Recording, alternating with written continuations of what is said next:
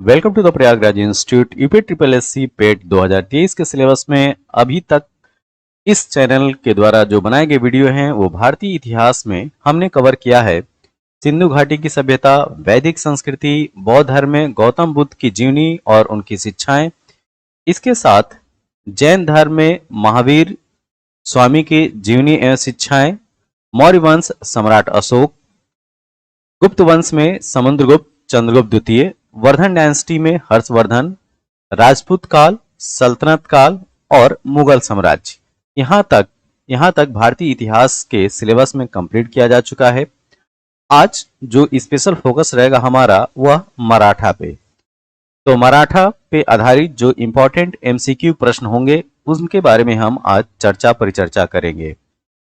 इसके साथ मैं ये भी कहूंगा कि आप लोगों ने वह नोटिफिकेशन देख लिया होगा जिसमें UP triple S C PET exam की डेट के बारे में बोली गई है। तो आपका एग्जाम 28 और 29 अक्टूबर 28 और 29 अक्टूबर इस दो डेट को आपका एग्जाम होने जा रहा है। ठीक है, 28 को सैटरडे है और 19 को रविवार। तो इस एग्जाम की तैयारी के लिए अच्छे से लग जाइए। तो आज हम लोग इस वीडियो में बात करेंगे मराठा से संबंधित इंपॉर्टेंट एमसीक्यू क्वेश्चंस के बारे में। इस वीडियो में हम लोग डिस्कस करेंगे मराठा से संबंधित अति महत्वपूर्ण एमसीक्यू क्वेश्चंस के बारे में। इस वीडियो में 200 से ज्यादा जो है एमसीक्यू क्वेश्चंस को लिया गया है जो पूरी तरीके से मराठा और उनके साम्राज्य से संबंधित है। तो चलिए स्टार्ट करते हैं पहले प्रश्न के साथ। पहला प्रश्न यह है कि निम्नलिखित में से किसने हैंदो धर्मोद्धारक की उपाधि धारण किया था। ये बहुत इंपॉर्टेंट क्वेश्चन है। हैंदो धर्मोद्धारक की उपाधि धारण करने वाले थे Shivaji Maharaj, option number D. अगला प्रश्न ये जो है वो कथन कारण पे आधारित ये प्रश्न है। कथन ये है कि राज्य के मामले में शिवाजी एक मंत्री परिषद से परामर्श लेते थे और कारण यह है कि प्रत्येक मंत्री अपने विभाग का स्वतंत्र प्रभार रखता था। ठीक है, तो देखिए कथन तो सही है लेकिन जो इसकी एक्सप्लेनेशन है, जो कारण बताया जा रहा है वो गलत है। तो इस तरीके से जो अपना जो सही उत्तर होगा ऑप्शन नंबर सी, ए सही है परंतु आर गलत है। तो शिवाजी जो है वो मंत्री परिषद से परामर्श लेते थे, इसका मतलब ये नहीं था कि, या ये कहें कि इसका कारण ये नहीं था कि प्रत्येक मंत्री अपने विभाग का स्वतंत्र प्रभार रखता था। ठीक है, अगला प्रश्न निम्न में से किसने पूर्ण सुरक्षा का वचन प्रदान कर शिवाजी को मुगल दरबार में उपस्थित होने के लिए राजी किया। तो ये था राजा जय सिंह, ऑप्शन नंबर ए। अब चलते हैं हम लोग अगले प्रश्न की तरफ। ये भी जो है काफी इंपॉर्टेंट प्रश्न है। शिवाजी औरंगजेब के आगरा दरबार में कब उपस्थित हुए थे। ठीक, तो इस प्रश्न का सही उत्तर है 1666 ईस्वी में, ऑप्शन नंबर सी। 1666 ईस्वी में शिवाजी औरंगजेब के आगरा दरबार में उपस्थित होते हैं। शिवाजी का अंतिम सैन्य अभियान क्या था। तो आपसे पूछा जा रहा है कि शिवाजी का अंतिम सैन्य अभियान कौन सा था। तो कर्नाटक वाला जो अभियान है, शिवाजी के द्वारा कर्नाटक का जो अभियान है वह उनके सैन्य अभियानों में अंतिम सैन्य अभियान था। अगला प्रश्न फिर से आ गया कथन और कारण। तो कथन और कारण आधारित भी जो है वो प्रश्न आपसे पूछे जाते हैं और इस वजह से इस तरह के भी प्रश्नों की प्रैक्टिस जरूर रखिए। शिवाजी की 8 मंत्रियों की परिषद अष्टप्रधान किसी भी प्रकार से कैबिनेट नहीं थी, ये है कथन। अब हम बात करते हैं कारण की। कारण है 8 मंत्री शिवाजी के सचिव की भांति कार्य करते थे। देखिए ए और आर मतलब कि खतन जो है शिवाजी के 8 मंत्रियों की परिषद अष्टप्रधान किसी भी प्रकार से कैबिनेट नहीं थी, ये तो सही है। और जो कारण है 8 मंत्री शिवाजी के सचिव की भांति कार्य करते थे, ये भी सही है। लेकिन जो कारण है वो कथन ए की जो है वो व्याख्या नहीं करता। तो यहाँ पे ऑप्शन नंबर बी जो है वो सही है। ठीक, अगला प्रश्न निम्नलिखित वक्तव्यों पर अध्ययन कीजिए और नीचे दिए गए कूट को सही उत्तर चुनना है। ठीक है, तो ये भी कथन और कारण आधारित प्रश्न है। शिवाजी ने पुरंदर की संधि पर हस्ताक्षर किए। यहाँ पे पूछा जा रहा है कि शिवाजी ने पुरंदर की संधि पर हस्ताक्षर किए, कारण उन्होंने मुगलों के प्रति विरोध की सभी आशाएं त्याग दी थी। ठीक, ये स्टेटमेंट गलत है। तो पहला तो स्टेटमेंट सही है, लेकिन जो कारण है वो गलत है, तो इस तरीके से जो सही उत्तर होगा वो ऑप्शन नंबर सी होगा। ए सही है किंतु आर गलत है। अगला प्रश्न, शिवाजी की मृत्यु कब होती है? शिवाजी की मृत्यु होती है 1680 ईस्वी में, ऑप्शन नंबर डी। अगला प्रश्न, शिवाजी की मृत्यु के पश्चात उत्तराधिकार के लिए किनके बीच लड़ाई हुई? ठीक है, तो शिवाजी की मृत्यु के बाद उत्तराधिकार के लिए किनके बीच लड़ाई हुई? तो वो थे राजा राम और संभाजी। राजा राम और संभाजी के बीच में जो है शिवाजी की मृत्यु के पश्चात उत्तराधिकार के लिए लड़ाई हुई। शिवाजी का उत्तराधिकारी कौन था? दिए गए ऑप्शन में सही उत्तर क्या होगा? जी हाँ, शिवाजी के उत्तराधिकारी थे संभाजी, ऑप्शन नंबर डी। अष्टप्रधान समिति का विघटन किसने किया? तो अष्टप्रधान समिति का जो विघटन किया शिवाजी के उत्तराधिकारी संभाजी ने, ऑप्शन नंबर सी।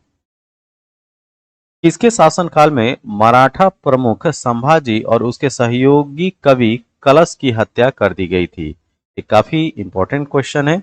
ठीक, तो ये है औरंगजेब, ऑप्शन नंबर ए। अगला प्रश्न, मराठा विद्रोह के दमन के लिए औरंगजेब अंतिम रूप से दक्कन में कब पहुंचा? ठीक है, तो वो पहुंचा था 1682 में। यहाँ पे बात की जा रही है कि मराठा विद्रोह के पूर्णतः दमन के लिए औरंगजेब अंतिम रूप से दक्कन में पहुंचता है 1682 में। संभाजी की मृत्यु के पश्चात किसे मराठा साम्राज्य का छत्रपति घोषित किया गया? ठीक, तो संभाजी की मृत्यु के बाद मराठा साम्राज्य का छत्रपति राजा राम को घोषित किया गया, ऑप्शन नंबर बी। अगला प्रश्न, राजा राम ने किसे अपनी दूसरी राजधानी बनाई? तो राजा राम ने सतारा को अपना दूसरा कैपिटल बनाया था। ठीक है, अगला प्रश्न, निम्नलिखित में से किस किले में राजा राम मुगलों के घेरे में 8 वर्षों तक रहा? ठीक है, ये बहुत इंपॉर्टेंट क्वेश्चन है। तो ये है जिंजी का किला। ठीक है, ऑप्शन नंबर सी, याद रखिएगा। तो जिंजी के किले में राजा राम मुगलों के घेरे में 8 वर्षों तक रहा है। ठीक है, राजा राम की धर्मपत्नी और शिवाजी द्वितीय की माता का नाम क्या था? तो राजा राम की धर्मपत्नी और शिवाजी द्वितीय की माता का नाम था ताराबाई, ऑप्शन नंबर डी। राजा राम की मृत्यु के पश्चात मराठा साम्राज्य के शासन की कमान किसके हाथों में चली गई? तो राजा राम की मृत्यु के पश्चात मराठा साम्राज्य के शासन की कमान वो ताराबाई। ठीक, ऑप्शन नंबर सी। शिवाजी के पुत्रों की मृत्यु के पश्चात मराठों का नेतृत्व किसने किया? ठीक है, तो शिवाजी के पुत्रों की मृत्यु के बाद मराठों का नेतृत्व ताराबाई के द्वारा किया गया, ऑप्शन नंबर सी। निम्नांकित मराठा देवियों में जिसने 1700 ईस्वी से आगे मुगल साम्राज्य के विरुद्ध संघर्ष का नेतृत्व किया वह कौन थी? तो वह थी, option number C, Tarabai. Aurangzeb की मृत्यु के समय मराठा नेतृत्व किसके हाथों में था? यहाँ पे पूछा जा रहा है कि औरंगजेब की जब मृत्यु होती है उस समय मराठा का जो मराठे थे उनका नेतृत्व किसके हाथों में था? तो जी हाँ, ताराबाई, ऑप्शन नंबर डी। तो ताराबाई से संबंधित ये जो प्रश्न है काफी इंपॉर्टेंट है। ठीक है, अगला प्रश्न, वह मराठा वीरांगना जिसने मराठा शक्ति को मुगलों के आक्रमण से बचाई वह कौन थी? ठीक, तो यहाँ पे फिर वही ऑप्शन नंबर सी, ताराबाई। 1700 ईस्वी में राजा राम की मृत्यु के बाद मराठों ने मुगलों के विरुद्ध युद्ध उसकी वीर पत्नी, फिर यहाँ पे खाली स्थान है, ठीक, जी हाँ, ताराबाई के नेतृत्व में जारी रखा। तो राजा राम की मृत्यु जो है 1700 ईस्वी में हो जाती है और औरंगजेब की मृत्यु के समय भी जो मराठों की जो कमान थी वो ताराबाई के हाथों में ही थी। तो 1700 ईस्वी में राजा राम की मृत्यु के बाद मराठों ने मुगलों के विरुद्ध युद्ध उसकी वीर पत्नी ताराबाई के नेतृत्व में जारी रखा, ऑप्शन नंबर ए। अगला प्रश्न, शिवाजी शिवाजी के निम्नलिखित उत्तराधिकारी में से किसे औरंगजेब ने ईमानदार की उपाधि दी थी? ठीक है, ये बहुत बहुत इंपॉर्टेंट क्वेश्चन है। तो शिवाजी के निम्नलिखित उत्तराधिकारियों में से औरंगजेब ने ईमानदार की उपाधि ताराबाई को दी थी, ऑप्शन नंबर ए। 18 सालों तक मुगलों के बंदी रहने के बाद किसे बहादुर शाह प्रथम ने मुक्त किया? ठीक है, यह थे साहू जी, ऑप्शन नंबर ए। साहू जी को बहादुर शाह प्रथम ने कब मुक्त किया था? तो साहू जी को बहादुर शाह प्रथम ने मुक्त किया था 1707 ईस्वी में।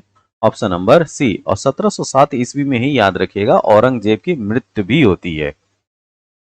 साहू जी ने खेड़ा का युद्ध कब और किसके साथ किया था? तो साहू जी ने खेड़ा का युद्ध 1707 ईस्वी में ताराबाई के साथ किया था।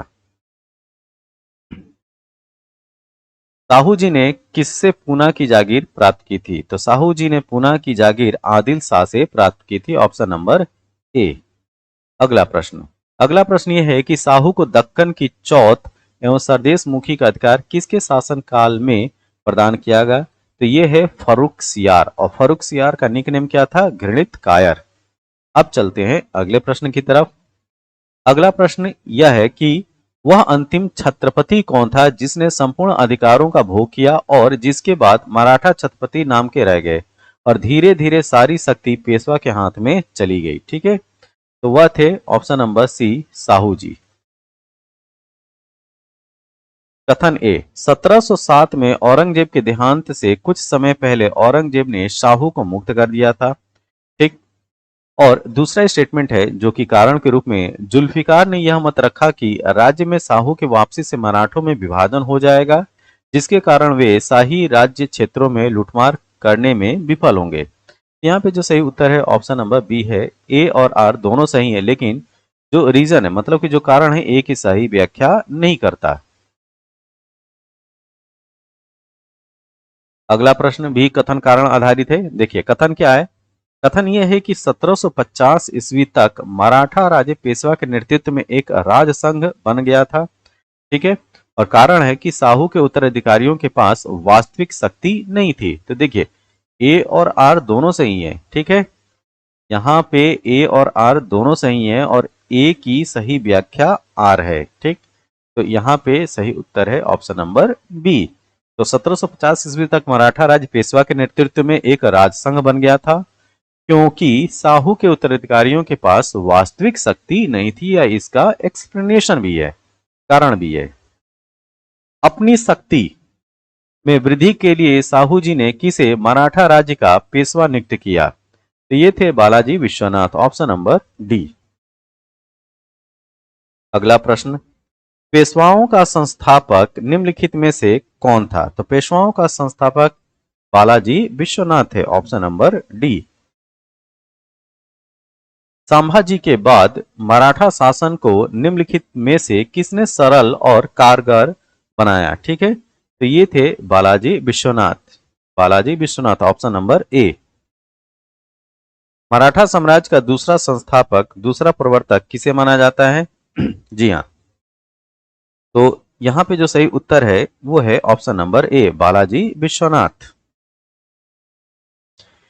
दिल्ली पर पहली बार आक्रमण करने वाला पेशवा कौन था? तो दिल्ली पर पहली बार आक्रमण करने वाले पेशवा थे बाजीराव प्रथम। Option number B. अगला प्रश्न। कितने वर्ष की आयु में बाजीराव प्रथम पेशवा बना? ठीक, ये प्रश्न अक्सर पूछा जाता है। तो 20 वर्ष की उम्र में बाजीराव प्रथम पेशवा बन गए थे। निम्न में से किस पेशवा ने हिंदू पद पातशाही की उपाधि धारण की? ठीक है, तो इस प्रश्न का सही उत्तर है option number B, Bajirao first. किस पेशवा ने जंजीरा के सिद्धियों के विरुद्ध एक लंबा अभियान आरंभ किया था? तो ये थे बाजीराव प्रथम। ऑप्शन नंबर ए। अगला प्रश्न। 1739 में पुर्तगालियों द्वारा अधिकृत सालसेट एवं पसाइन पर किसका अधिकार हो गया था? तो ये अधिकार हुआ था मराठों के द्वारा। Option number D, Maratha. निम्न में से किसने पुर्तगालियों से सालसेट एवं बेसिन के द्वीपों को छीना था? ये भी काफी इंपॉर्टेंट है। ठीक, तो ये थे बाजीराव प्रथम। Option number B.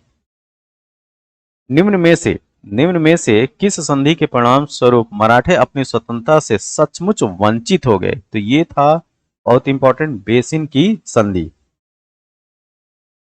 बेसिन की संधि जो है वो टर्निंग पॉइंट होती है।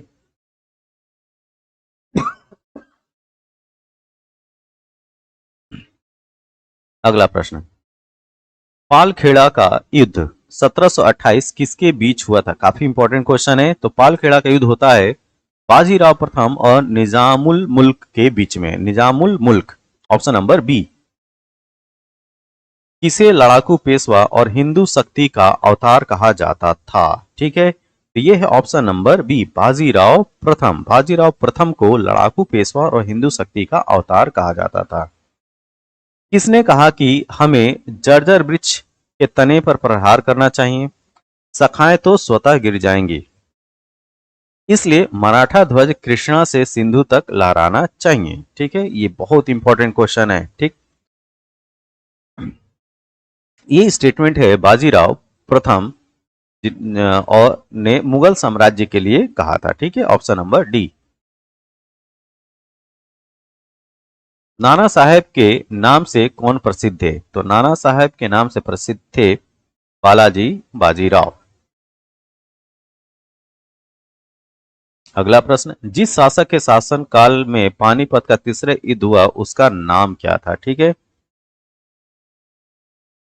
तो जिस शासक के शासनकाल में पानीपत का तीसरा युद्ध हुआ था, इस प्रश्न का उत्तर आप कमेंट बॉक्स में जरूर दीजिए। ठीक है,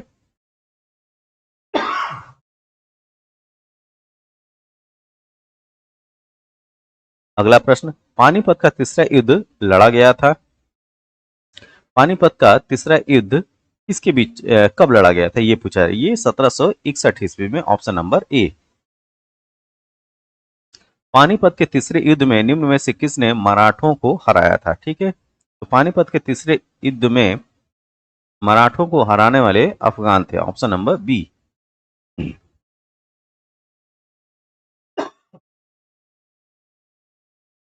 पानीपत के तृतीय युद्ध में मराठों की ओर से पानीपत के तृतीय युद्ध में मराठों की ओर से लड़ते हुए मरने वाला मुसलमान सेना नायक कौन था? ये पूछा जा रहा है। ये था इब्राहिम गारदी, इसका नाम याद रखिएगा। ठीक है, यह मराठों की ओर से लड़ रहा था। अगला प्रश्न, एक इतिहासकार ने पानीपत की तीसरी लड़ाई को स्वयं देखा, वह कौन था? ठीक है, उस इतिहासकार का नाम बताना है। तो ये थे काशीराज पंडित, ऑप्शन नंबर ए। जिस समय 1761 में पानीपत की तीसरी लड़ाई में अहमद शाह अब्दाली ने मराठों को हराया, उस समय दिल्ली का शासक कौन था? तो उस समय दिल्ली का शासक था शाह आलम द्वितीय। ठीक है, तो 1761 में पानीपत की तीसरी लड़ाई में अहमद शाह अब्दाली ने मराठों को हराया, तो उस समय दिल्ली का शासक पूछा जा रहा है, तो वो था शाह आलम द्वितीय। पानीपत का तीसरा युद्ध 1761 ईस्वी में किन पक्षों के बीच में हुआ था? फिर जो है वो 1761 के पानीपत के तृतीय युद्ध से ही प्रश्न है। ठीक, तो यहाँ पे सही उत्तर है option number C, Ahmad Shah Abdali और मराठों के बीच। अगला प्रश्न, पानीपत की तीसरी लड़ाई 1761 में किनके बीच हुई थी? तो पानीपत की तीसरी लड़ाई पेशवा बाजीराव द्वितीय और अहमद शाह अब्दाली के बीच में हुई थी। ठीक है, तो मराठों के साइड से कौन थे? पेशवा बाजीराव द्वितीय, जो कि आपसे इससे पहले मैंने प्रश्न भी पूछा था, जिसको कमेंट बॉक्स में आपको उत्तर देना था। ठीक है, याद रखें, पेशवा बाजीराव द्वितीय और अहमद शाह अब्दाली के बीच में पानीपत की तीसरी लड़ाई हुई थी। अगला प्रश्न, अहमद शाह अब्दाली ने भारत पर आक्रमण और पानीपत की तृतीय लड़ाई लड़ने का तत्कालिक कारण क्या था? ठीक है, ठीक, तो वह तत्कालिक कारण था, वह मराठों द्वारा लाहौर से अपने वायसराय तैमूर शाह के निष्कासन का बदला लेना चाहता था। ठीक है, तो अहमद शाह अब्दाली के भारत पर आक्रमण और पानीपत की तृतीय लड़ाई लड़ने का जो तत्कालिक कारण था कि वह मराठों द्वारा लाहौर से अपने वायसराय तैमूर शाह, इसका भी नाम आपको याद रखना है, कौन? तैमूर शाह, तैमूर शाह के निष्कासन का बदला लेना चाहता था। ठीक है, अगला प्रश्न, मराठों के विरुद्ध अहमद शाह अब्दाली को समर्थन देने के लिए सुजाउद्दौला केवल इसलिए प्रेरित हुआ क्योंकि वह अपने स्वयं के राज्य को सुरक्षित रखना चाहता था, option number C. Lord Wellesley की सहायक संधि को स्वीकार करने वाला पहला मराठा सरदार था, तो लॉर्ड वेलेस्ली की सहायक संधि को स्वीकार करने वाला पहला मराठा सरदार था पेशवा बाजीराव द्वितीय, ऑप्शन नंबर ए, पेशवा बाजीराव द्वितीय।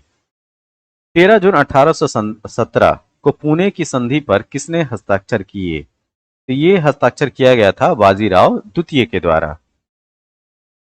वेलेजली ने पेशवा बाजीराव द्वितीय को किस शर्त पर मदद मदद करना तय किया? ठीक, ऑप्शन नंबर सी, उसके द्वारा सहायक संधि स्वीकार कर लेने पर। निम्नलिखित में से किन आधारों पर 1851 ईस्वी में बाजीराव द्वितीय की मृत्यु के बाद लॉर्ड डलहौजी ने नाना साहब को 8 लाख रुपए सालाना पेंशन के दावे को नामंजूर कर दिया? ठीक है, ये आपको बताना है। ठीक है, तो यहाँ पे दो कारण है। एक, नाना साहब बाजीराव द्वितीय का लड़का नहीं था, पहला कारण ये था। और दूसरा, पेंशन की मंजूरी वंशानुगत नहीं थी। तो यहाँ पे जो ऑप्शन सही है वो दो ऑप्शन, 1 और 3। तो यहाँ पे जो सही उत्तर होगा क्या होगा? Option number D. अगला प्रश्न, किस पेशवा के काल में मराठा शक्ति अपनी चरम सीमा पर पहुंची? ठीक है, तो ये था option number D, Balaji Bajirao या बालाजी द्वितीय।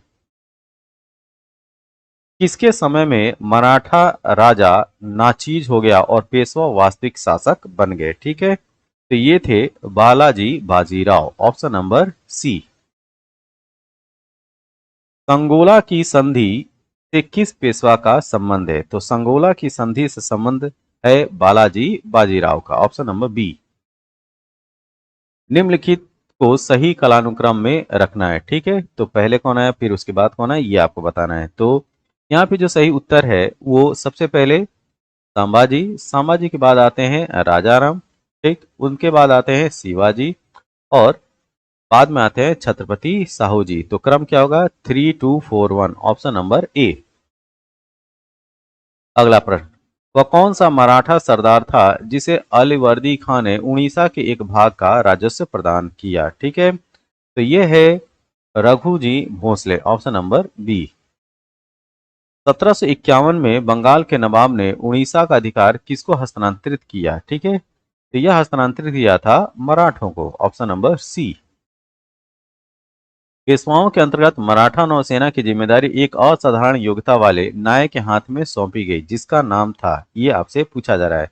ये थे कन्होजी आंग्रे। ठीक है, ऑप्शन नंबर ए। ग्वालियर राज्य की स्थापना किसने की थी? तो ग्वालियर राज्य की स्थापना का श्रेय जाता है, option number C, Mahadji Scindia को। भोसले कहाँ के शासक थे? ये आपसे पूछा जा रहा है कि भोसले जो है वो कहाँ के शासक थे? तो ये थे नागपुर के, ऑप्शन नंबर ए।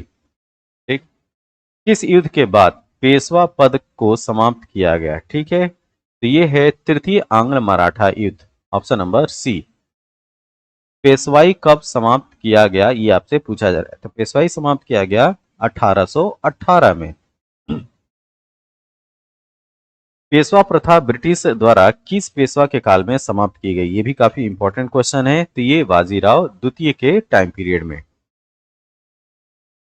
निम्नलिखित पेशवाओं को काल क्रमानुसार संयोजित करना है। ठीक है, कि पहले कौन पेशवा है फिर उसके बाद में कौन सा पेशवा है ये आपको बताना है। तो ये जो है सबसे पहले आते हैं बालाजी विश्वनाथ, उसके बाद बाजीराव, उसके बाद बालाजी बाजीराव और लास्ट में माधवराव प्रथम। तो ये जो क्रम है 1 2 3 4, ठीक है, ये क्रम से ही है। नाना फडणवीस का मूल नाम क्या था ये आपको बताना है। तो इनका मूल नाम था Balaji Janardan Bhanu, option number D. प्रथम आंग्ल मराठा युद्ध कौन सी संधि द्वारा समाप्त हुआ? तो प्रथम आंग्ल मराठा युद्ध समाप्त होता है सालबाई की संधि के द्वारा, ऑप्शन नंबर सी। 1775 के प्रथम आंग्ल मराठा युद्ध का निम्नलिखित में से कौन सा एक परिणाम था? ठीक है, तो ये परिणाम था किसी भी पक्ष की जीत नहीं हुई थी इसके द्वारा, या इसका जो है वो रिजल्ट था। ठीक है, 1775 से 82 के बीच में जो प्रथम आंग्ल मराठा युद्ध हुआ था उसके बारे में बात की जा रही है। ठीक है, अगला प्रश्न, सालबाई की संधि किसकी समाप्ति हुई? ठीक है, तो इसमें जो है प्रथम आंग्ल मराठा युद्ध की, जो प्रथम आंग्ल मराठा युद्ध है वो रुक जाता है सालबाई की संधि के द्वारा। निम्नलिखित में से कौन सा द्वितीय आंग्ल मराठा युद्ध का प्रमुख कारण था? तो इसका जो कारण था मराठों के आपसी संघर्षों में अंग्रेजों का हस्तक्षेप, ऑप्शन नंबर ए। तृतीय आंग्ल मराठा युद्ध जुड़ा है? ठीक है, ये आपको बताना है कि किस गवर्नर जनरल से जो है तीसरा आंग्ल मराठा युद्ध जुड़ा है। तो उस समय था लॉर्ड हेस्टिंग्स। ठीक है, लॉर्ड हेस्टिंग्स से।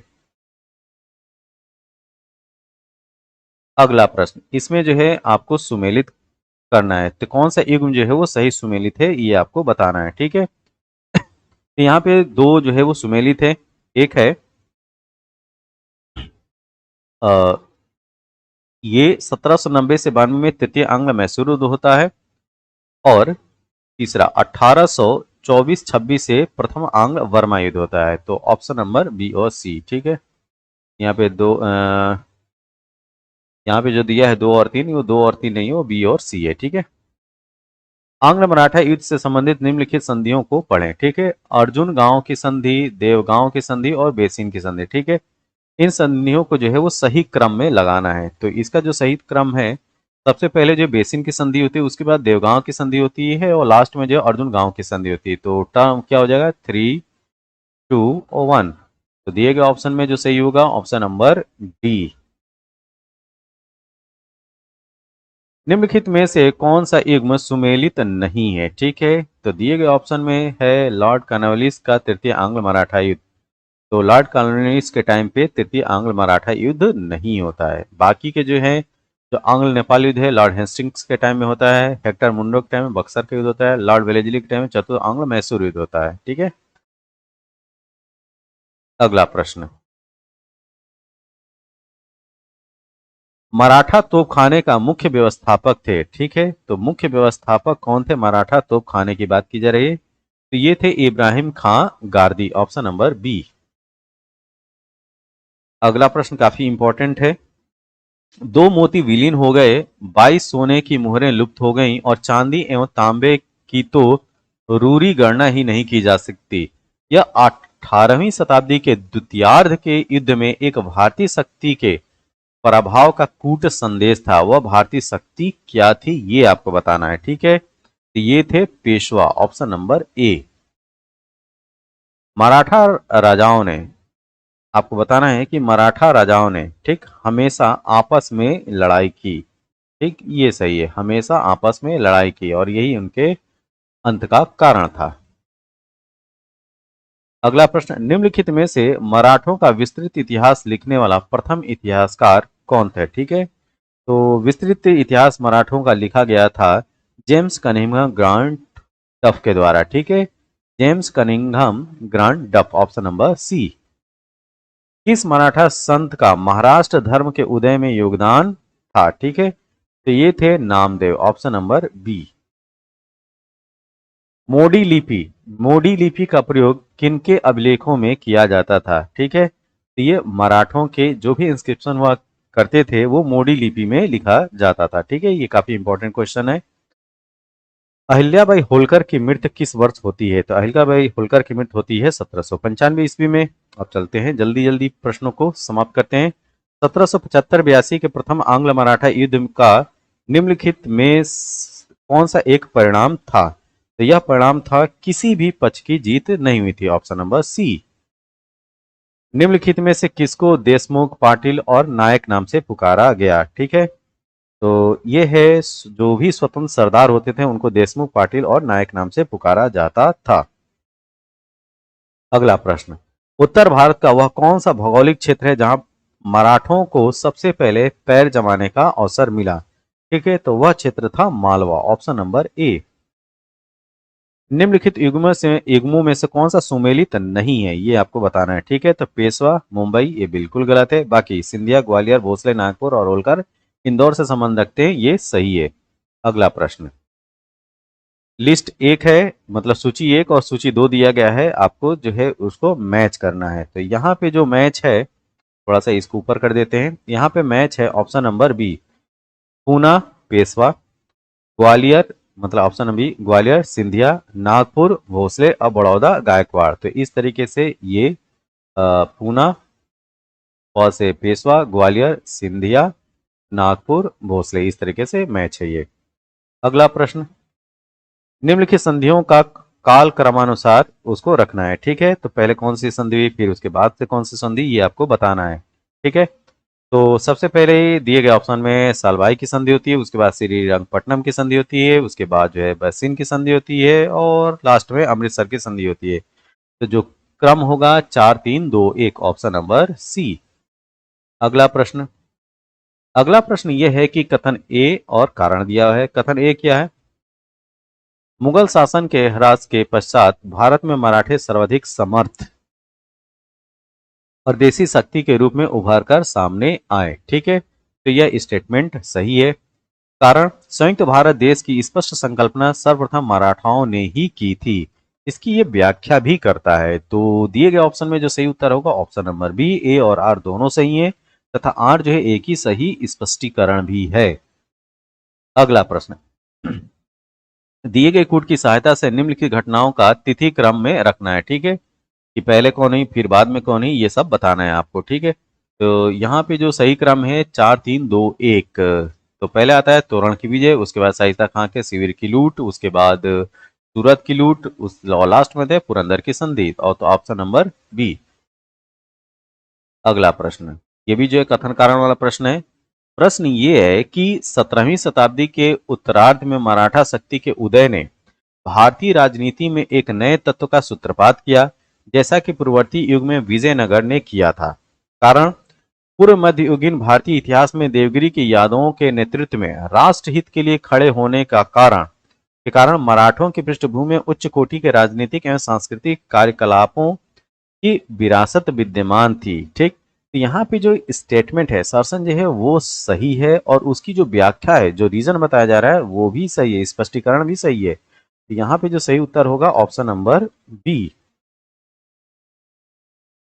महाराजा जय सिंह द्वितीय ने वेधशालाएं कहाँ बनवाई थी, ये आपको बताना है। ठीक है, तो दिए गए ऑप्शन में दिल्ली में भी बनवाया था, जयपुर में भी, उज्जैन में भी और वाराणसी में भी। तो चारों जगह बनाया था। तो महाराजा जय सिंह द्वितीय ने दिल्ली, जयपुर, उज्जैन और वाराणसी चारों जगह पे वेधशालाएं बनाई थी। ऑप्शन नंबर डी इसका जो है वो सही उत्तर है। अगला प्रश्न। निम्नलिखित कथनों पर विचार कीजिए। पानीपत के तृतीय युद्ध में अहमद शाह अब्दाली ने इब्राहिम लोदी को पराजित किया। ठीक, क्या यह स्टेटमेंट सही है? ठीक, तो पहला स्टेटमेंट जो है वो गलत है। तृतीय आंग्ल मैसूर युद्ध में टीपू सुल्तान की मृत्यु हुई, ये भी स्टेटमेंट गलत है। तीसरा, प्लासी के युद्ध में नवाब सिराजुद्दौला की पराजय के लिए मीर जाफर ने अंग्रेजों से मिलकर षड्यंत्र रचा था, ये सही है। ठीक है, तो दिए गए उत्तर के अनुसार कौन सा सही होगा? केवल 3।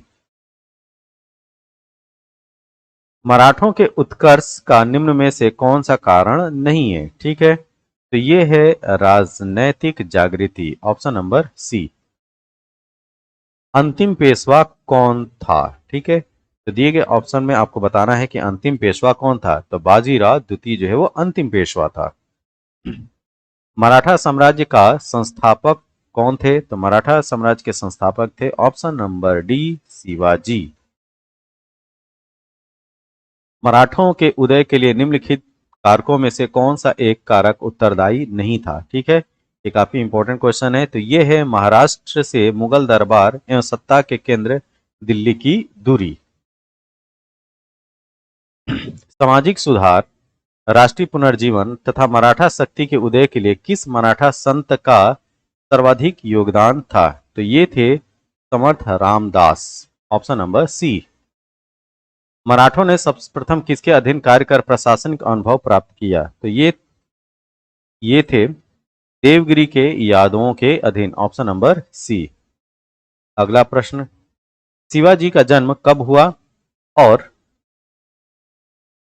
उन्होंने कब छत्रपति की उपाधि धारण की? ठीक है, तो शिवाजी का जन्म होता है 1627 में और 1674 में वो छत्रपति की उपाधि धारण करते हैं, ऑप्शन नंबर डी। शिवाजी निम्न में से किस किले में पैदा हुए थे? तो शिवाजी का जन्म हुआ था सिवनेर के किले में, ऑप्शन नंबर डी। शिवाजी के पिता का क्या नाम था, ये आपको बताना है। तो शिवाजी के पिता का नाम था ताजी Bhosle, option number A. Shivaji की माता का क्या नाम था? तो शिवाजी की माता का नाम था Jijabai, option number B. Shivaji के आध्यात्मिक गुरु का क्या नाम था? ठीक है, तो शिवाजी के आध्यात्मिक गुरु का नाम था Samarth Ramdas, option number B. Shivaji के राजनीतिक गुरु और संरक्षक, ये काफी इंपॉर्टेंट क्वेश्चन है। शिवाजी के राजनीतिक गुरु और संरक्षक कौन? ये थे Dadaji Konddev, Dadaji Konddev, option number B. Shivaji के राजपुरोहित कौन थे? तो शिवाजी के राजपुरोहित का नाम था Ganga Bhatt, option number A. Shivaji का छत्रपति के रूप में औपचारिक राज्याभिषेक कहां पर हुआ था? तो इनका राज्याभिषेक हुआ था ऑप्शन नंबर सी, रायगढ़ में। शिवाजी का राज्याभिषेक कहां और कब हुआ था? तो शिवाजी का राज्य अभिषेक रायगढ़ में 1674 ईस्वी में हुआ था, ऑप्शन नंबर डी। काशी के किस प्रसिद्ध विद्वान ने शिवाजी का राज्याभिषेक करवाया था? तो ये थे Shri Vishweshwar ji Ganga Bhatt, option number C. निम्नांकित में से कौन अंग्रेज शिवाजी के राज्याभिषेक में उपस्थित हुआ था और उसने ईस्ट इंडिया कंपनी की ओर से उपहार भेंट किए थे? ये काफी इंपॉर्टेंट क्वेश्चन है, ठीक। तो ये थे Henry Oxenden, Oxenden, option number A. Shivaji के राज तिलक के समय, शिवाजी के राज तिलक के समय कौन जीवित नहीं था? तो यह थे Tukaram, option number A. Shivaji के साम्राज्य की राजधानी कहाँ थी? तो शिवाजी के साम्राज्य की राजधानी थी रायगढ़, ठीक है, जहां पे उनका राज्याभिषेक हुआ था। शिवाजी ने किस भाषा को राजभाषा बनाया था? तो शिवाजी ने मराठी भाषा को ही अपना राजभाषा बनाया था। अष्टप्रधान मंत्रिपरिषद किसके काल में थी? तो यह थी शिवाजी के टाइम पीरियड में, अष्टप्रधान मंत्री परिषद। शिवाजी के प्रशासन में पेशवा कहा जाता था, तो पेशवा किसको कहा जाता था? तो प्रधानमंत्री को, ऑप्शन नंबर सी। शिवाजी के काल में परराष्ट्र मामलों के अधिकारी मंत्री की क्या संज्ञा दी गई थी? ठीक है, तो ये कहलाते थे Sumant, option number D. Shivaji के अष्टप्रधान का जो सदस्य विदेशी मामलों की देखरेख करता था वह क्या कहलाता था? ठीक, जो विदेशी मामलों को देखरेख करता था उसको हम सुमंत बोलते थे, ऑप्शन नंबर डी, जो फॉरेन अफेयर देखता था। शिवाजी के शासन काल में विदेश मंत्री को क्या कहा जाता था? फिर वही रिपीटेड क्वेश्चन है, ठीक। तो शिवाजी के शासन काल में यहाँ पे पूछा जा रहा है विदेश मंत्री, ठीक, तो option number B Sumant. Shivaji के शासनकाल में वित्त मंत्री को किस नाम से जाना जाता था? तो ये है अमात्य, ठीक। तो जो फाइनेंस मिनिस्टर हुआ करते थे शिवाजी के शासनकाल में वो अमात्य कहलाते थे। निम्नलिखित मराठा अधिकारियों में से कौन राजस्व विभाग की देखभाल करता था? ठीक, तो ये थे अमात्य, ऑप्शन नंबर ए। अमात्य जो शिवाजी के अष्टप्रधान का एक सदस्य था, निम्नलिखित में से किस एक का अधिकारी था? ठीक है, तो ये अधिकारी हुआ करता था आय व्यय का हिसाब करने वाला, ऑप्शन नंबर बी। मराठों के अंतर्गत गांव में भू राजस्व वसूलने का जिम्मा निम्न में से किसके हाथों में था? ठीक, तो भू राजस्व वसूला करते थे पटेल, ऑप्शन नंबर बी। निम्नलिखित में से कौन एक अधिकारी शिवाजी के नागरिक प्रशासन में अष्टप्रधान के अंतर्गत नहीं था? ठीक है, तो ये थे कोतवाल, ऑप्शन नंबर डी। अष्टप्रधान व्यवस्था के अंतर्गत सुरुनवीस अथवा चिटनीस का क्या कर्तव्य हुआ करता था? तो ये काफी इंपॉर्टेंट क्वेश्चन है, ठीक है। तो यहाँ पे जो पूछा जा रहा है कि अष्टप्रधान व्यवस्था के अंतर्गत सुरुनवीस अथवा चिटनीस का क्या काम हुआ करता था? तो वह शासक को पत्र व्यवहार में मदद करता था, ऑप्शन नंबर बी। मराठा सेना में वरगीर क्या थी? ठीक है, तो मराठा सेना में वरगीर घुड़सवार को बोला जाता था, ठीक है, घुड़सवार को वरगीर बोलते थे। अगला प्रश्न, शिवाजी की शाही अश्व सेना को क्या कहते थे? तो शिवाजी की जो शाही अश्व सेना होती थी वरगीर कहलाती थी, ऑप्शन नंबर ए। इस समय जो भी प्रश्न है टर्म्स एंड टर्मिनोलॉजी से रिलेटेड वो काफी इंपॉर्टेंट है, इसको ध्यान से देखते जाइए। निम्नलिखित में से किसके अधीन मराठा घुड़सवार सेना की 25 घुड़सवारों वाली सबसे छोटी इकाई थी? ठीक है, तो यह इकाई हुआ करती थी हवलदार की, ऑप्शन नंबर ए। अब चलते हैं अगले प्रश्न की तरफ। शिवाजी की घुड़सवार सेना में सबसे नीचे की श्रेणी का अधिकारी कौन हुआ करता था? तो जी हाँ, शिवाजी की घुड़सवार सेना में सबसे नीचे श्रेणी का जो अधिकारी हुआ करता था वो हवलदार ही हुआ करता था, ऑप्शन नंबर बी। शिवाजी की पैदल सेना, मराठा पैदल सेना में सबसे नीचे की श्रेणी का अधिकारी कौन था? ये भी बहुत काफी अच्छा इंपॉर्टेंट क्वेश्चन है ये होता था नायक, ऑप्शन नंबर बी। शिवाजी ने मजबूत सेना गठन किया था और शिवाजी का सर्वप्रथम नौसैनिक बेड़ा कहाँ स्थापित था? ये आपसे पूछा जा रहा है कि उनकी जो नौसैनिक बेड़ा था वो सबसे पहले कहाँ स्थापित किया गया था। ठीक, तो ये था कोलाबा में, ऑप्शन नंबर बी। अगला प्रश्न, पागा क्या था? पागा क्या था? तो पागा जो है एक नियमित सेना हुआ करती थी, उसको पागा बोलते थे। अगला प्रश्न ये है कि शिवाजी के समय सरनोबात का पद का संबंध किससे था? ठीक है, फिर से देखिए, सरनोबात तो ये था सैन्य प्रशासन से संबंधित पद। तो मिलिट्री एडमिनिस्ट्रेशन से संबंधित जो पद था वो सरनोबात था। बखर क्या है? बखर काफी इंपॉर्टेंट ये कीवर्ड्स हैं। बखर क्या है? तो इतिहास रचना के साधन। ठीक है, बखर क्या है? इतिहास रचना के साधन। अगला प्रश्न, मुकासा क्या है?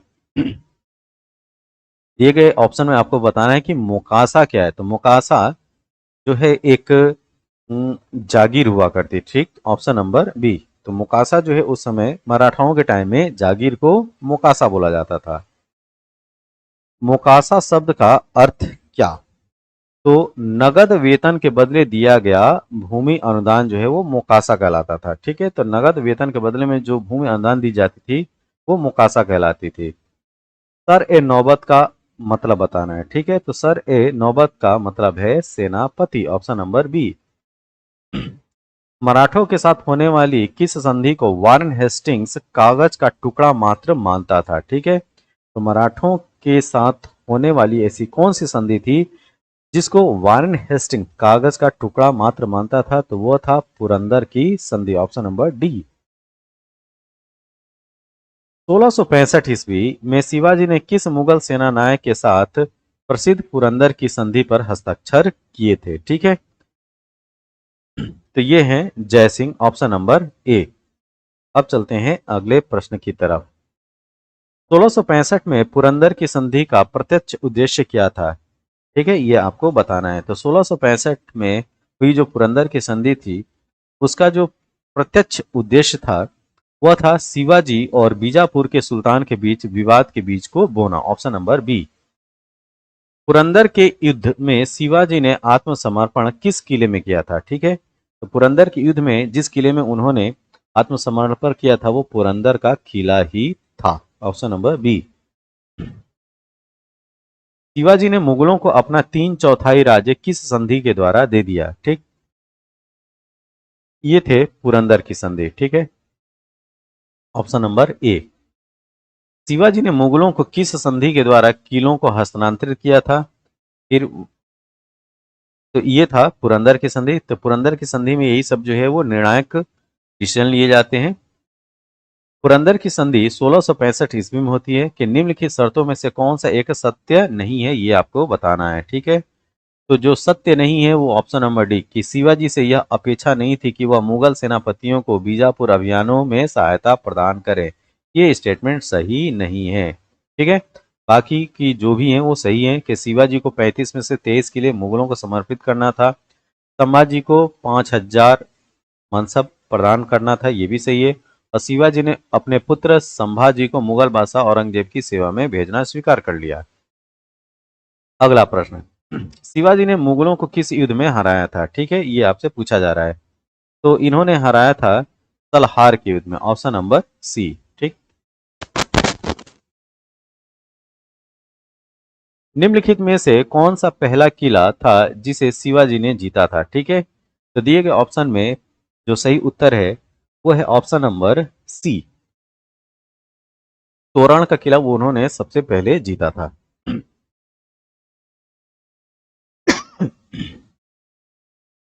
अगला प्रश्न, गोरिल्ला युद्ध का पथ प्रदर्शक निम्नलिखित में से कौन था? ठीक है, तो गोरिल्ला युद्ध का पथ प्रदर्शक था ऑप्शन नंबर सी, शिवाजी। अगला प्रश्न, छत्रपति शिवाजी को हराने के लिए औरंगजेब ने निम्न में से किसको भेजा था? ठीक है, तो छत्रपति शिवाजी को हराने के लिए औरंगजेब ने राजा जय सिंह को भेजा था। Option number D. दक्षिण में शिवाजी की बढ़ रही शक्ति को रोकने के लिए औरंगजेब ने किसे नियुक्त किया था? तो राजा जय सिंह को दक्षिण में रोकने के लिए उसने जो है वो शाइस्ता खां को रोका था। ठीक है, तो दक्षिण में शिवाजी की बढ़ी शक्ति को रोकने के औरंगजेब ने शाइस्ता खां की नियुक्ति की थी। Option number D. जिस वर्ष शिवाजी ने शाइस्ता खां को पराजित किया था वह वर्ष था 1663 ईस्वी। ऑप्शन नंबर ए। उस मराठा राज का नाम बताइए जो औरंगजेब से बहादुरी से लड़ा।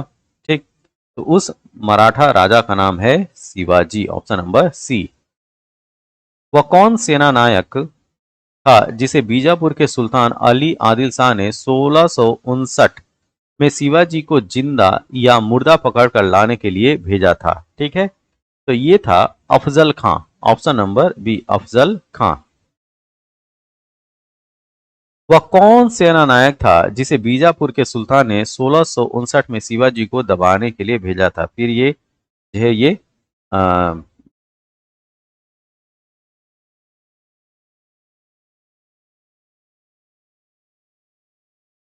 यहाँ पे जो ऑप्शंस हैं वह कौन सेना नायक था जिसे बीजापुर के सुल्तान आदिल शाह ने 16 जिंदा या मुर्दा पकड़ के इस पे, तो अफजल खान था। तो वह कौन सेना जिसे बीजापुर के सुल्तान ने 1659 ईस्वी में शिवाजी को दबाने के लिए भेजा था?